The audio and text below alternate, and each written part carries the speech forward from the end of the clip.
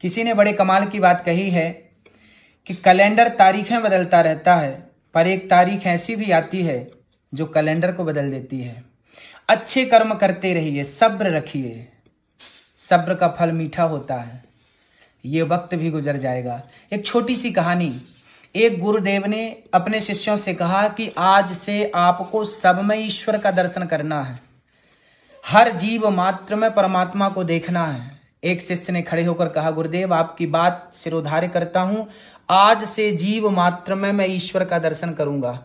एक दिन वही विद्यार्थी जो सब में ईश्वर का दर्शन कर रहा था, एक दिन रास्ते से गुजर रहा था। अचानक एक हाथी सामने से आ गया। वो हाथी आपा खो बैठा था, महावत जोर जोर से चिल्ला रहा था, भाग जाओ, हट जाओ, रास्ता खाली कर दो।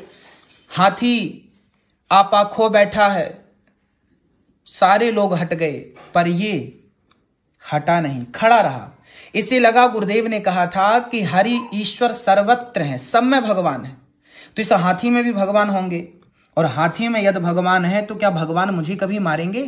गुरु की बात पर इसने विश्वास रखा और खड़ा रहा। हाथी आया, सूंड से उठाया और उठाकर धड़ाम से पटक दिया। नस नस ढीली पड़ गई। लंगड़ाता लंगड़ाता गुरुदेव के पास गया। गुरुदेव आपकी बात बिल्कुल गलत थी।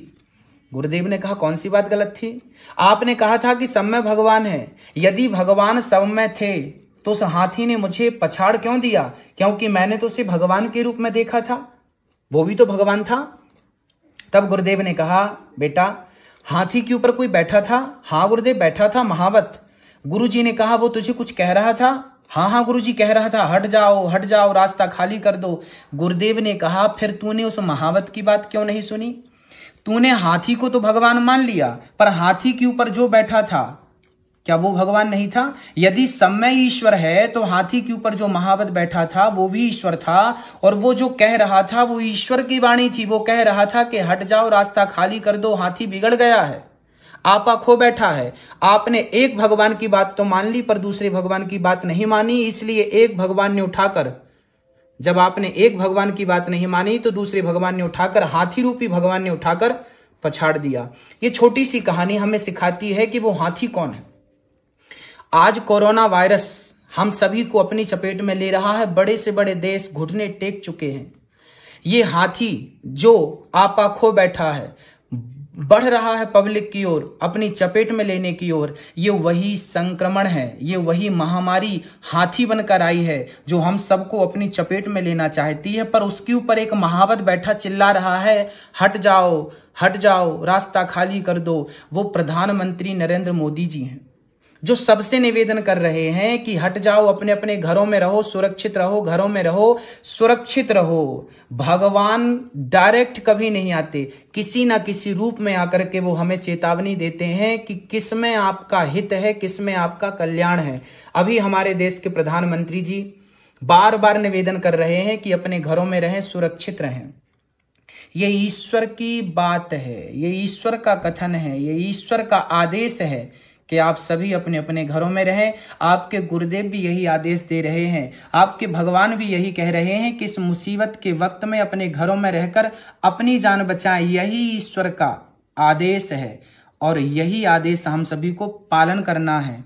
आप भी यदि इस आदेश का उल्लंघन करेंगे तो जैसे हाथी ने उसे पछाड़ दिया, ऐसी कोरोना वायरस आपको भी पछाड़ देगा, मुंह की खानी पड़ सकती है। दुर्योधन ने कृष्ण की बात नहीं मानी। भगवान ने समझाने का लाख प्रयास किया तो था, पर जब बात नहीं मानी तो परिणाम क्या हुआ? सर्वनाश हुआ दुर्योधन का। आप भी जब गुरुजनों की, हमारे देश के राजा प्रधानमंत्री जी की जब बात नहीं मानेंगे, लॉकडाउन का पालन नहीं करेंगे, पुलिस प्रशासन का सहयोग नहीं करेंगे, डॉक्टरों का सहयोग नहीं करेंगे, तो क्या होगा?